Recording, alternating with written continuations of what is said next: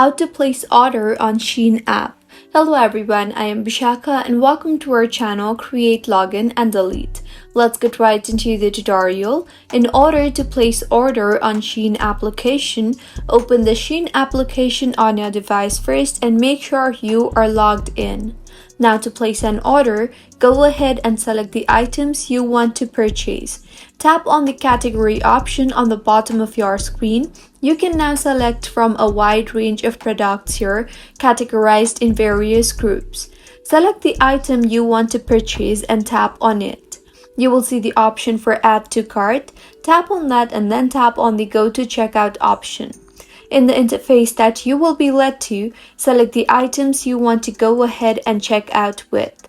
Also, make the necessary changes of the product if required and now tap on the checkout option. Here, go ahead and enter your shipping address firstly and tap on the Save option.